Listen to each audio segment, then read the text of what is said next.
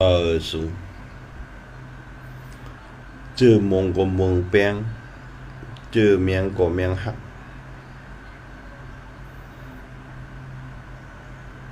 อันนี้เป็นข้อความดีอันกูก็โลไลหูโลไลหันโลไลยินโลไลต้องเอาไว้กำปนำก็พอเตรียมปองใจก็ได้วนว่าไอ้เจ้านี่อยู่ที่ไกลเดียวถูกว่าได้เสไตนี้ไตว่าหางไตอยู่วันขึ้นอันนั้นก็ได้มีกำพองก็ได้ว่าไอ้นี่รัดความจับผักในก็ได้มีกวยก็พอมาวนด้วยลึกๆลองเฮ็ดดังเฮ็ดจุ่มหนึ่งได้จุ่มหนึ่งได้เขาก็ได้หันแจงเลี้ยงดีว่าเขาเฮ็ดปุนดาเผอเขาค้ำไรว่าเป็นใจโคไล่ไรลัดเขาค้ำจะว่าไรโคไล่มาเมียงใครเงินคำกากลมไรกินย้อนเขาย้ายบัตรซ้ำแทงลองนึงว่าอันคาลาคาป้องกูวันไหนขามขหันไตเฮาดอกมาเป็นไตหวางไตจันดอกมาจังกันพอตันได้กล้วยกับอันเขาคาเจ็บแต่แกนดีมาหัวใจคาหลาในกูปอกข้ากำต้นหลานะเดี๋ยวมืออันโคเขียวกับโฮมบนในวันตึกใต้เนี่ยอันคาเจ็บแก้มนั่นเนี่ยอันคาเจ็บไปเลยครับคามเย็นอะไรมันจะได้ออกมาเป็นข้อความลัด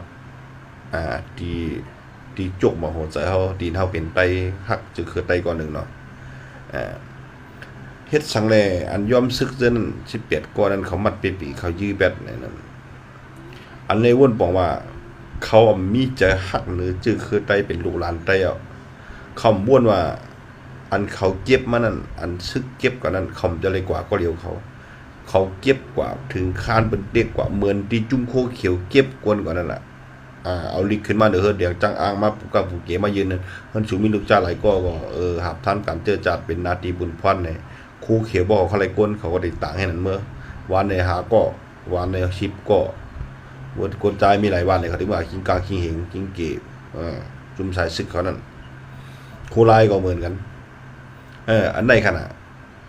ก้นอันสุยื้อเป็ดเจนเมื่อวันนั้น18ก็นั่นก็เขาแต่ว่าเขากว่าเขาเดียวเขามันถึงคานในวันติ๊กเป็นคานมาอันใดเพราะเขาวนอะไรอย่างเชื่อถือก็ยาวแลเขายอบเลยเนี่ยเขาก็เป็นเจ้าคือเขาก็หนึ่งเป็นลูกเมตไตก็หนึ่ง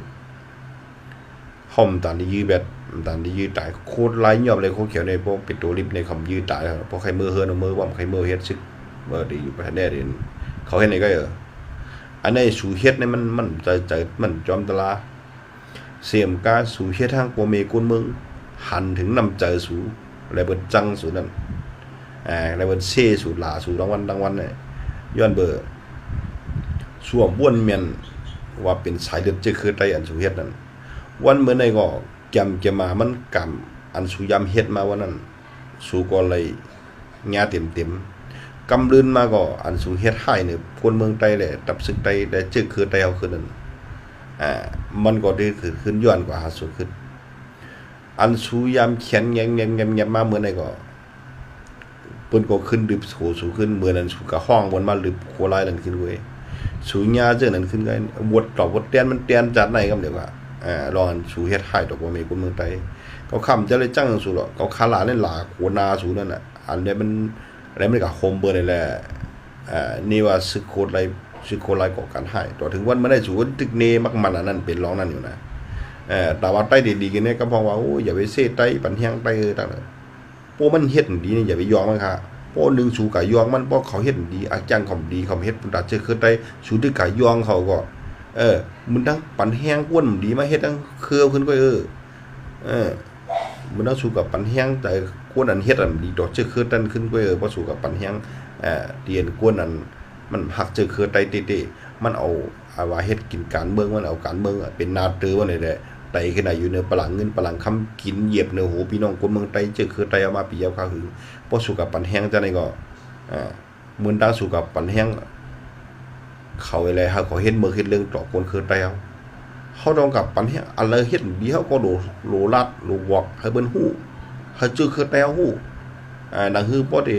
มองคือบ่ได้ควรมือได้ตาหูเลี้ยงตาปัง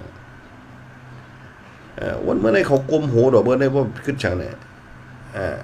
ป้องตึกตายๆมาคนหลวงมันจะตายค่ะเป็นหลอนเป็นลูกมีไตหลายอันตายจังนั้นอย่าเป็นยืนนั่นเขาค้ำแต่ว่าจะคนคือได้เขาค้ำเป็นไตอะไรเขาค้ำฮักไตล่ะบ่ไตเป็นคนดีบ่ซึกไตเฮ็ดการบันไตอะไรเขาค้ำนั่นน่ะเขาเขียนต่อไตมาในความหลีดึมเอาฮะลูกเขาใจต่อไตเนี่ยความหลีดึมเอาเขาว่าปลองก็เขาอยู่ด้วยกันมาปียาวข้าวหึงนี่นะกูอยู่ในเมืองใต้เนี่ยก็โหบาปเบี้ยงกันมันหมดเนี่ยวันเมื่อไรชื่อเปิ้นบ้านเอาไต้เขาก็หูรู้เขาทำเกลืออยู่ในจุ่มเปลี่ยนสีเฮ็ดสังจำต้นพอดีเขาไรสังเขาก็ลาดเขาก็หูเขาก็ออกอยู่กล้วยก็เขายังกลมหวยอยู่ในเปิ้นอันเขาอยู่ในเปิ้นถึงเขาอยู่หึงก็เขาดิชุ่มก็นั่นเทกินป้อนห้องต่อดิเผาหูบางหูว่าอะไรค่ะประเด็นเพื่อเป็นอันหรือว่าเป็นอันเอาสู้เฮ็ดซะเขาอยู่ในจุ่มเบิ่นว่าซำมือตึกมันซำเตยตึกตัวซำศักดิ์ศรีหลักฐานมันเบิ่นก็หันน่ะมือมันตกซุ่มดาเสือแขนปุดขาขาดเจ้าสู้ในนั้นผู้นำเนินหมาย2ในกำเดิมจ้าคนปากกว่าตอมานมา2ที่เมืองใหญ่นี่เพิ่นหันกันดังเมืองเงี้ยเคเดี๋ยวมื้อนั้นมันเก้าๆเอาดึมยุ่มใจน่ะโคเขียวนี่บ่ลองเอาดึมยุ่มใจเขานี่ว่าโคเขียวนี่เป็นใจมันก็มือมีแนวหลายยึดอำนาจก็คิงชื่อเทียนคิงเขานี่คืออดีลาเชียวเนี่ยก็ย้อนกาวย้อนเงินเนี่ยลืมโคลายเหมือนนั้นนะโคลายนี่สารคัดอะไรเหมือนนั้นเขาก็ลืมเขาก็ลืมโคลายก็ห้องมันมาจ่อยก่อน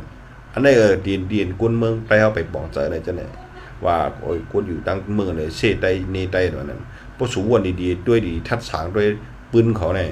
สุได้ฮู้คิงเสือแทนให้เขาออกมันกำกว่าดีกำกับเป็นปีตุจิเดกำขึ้นมาขึ้นเนี่ยกำกับนี่ชันเย่กะขึ้นเตือนตั้งมาในกำกับคมตั้งมันเฮ็ดกูมิ้วนั่นคือเขาได้จุกมันได้เขาเดินว่าลูกเป่าสดความดีปองมัน2หูโปมันกัดก็เป่าโปมันไหม้ก็เป่าโปมันกัดก็กินเหมือนเรื่องว่าโปมันไหม้ก็บ่ผู้เนี่ยน่ะ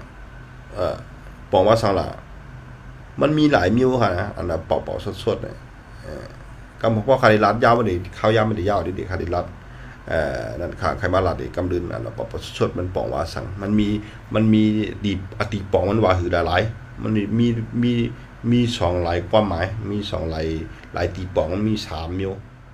ก็พอไปฮู้ก็จะได้คาริ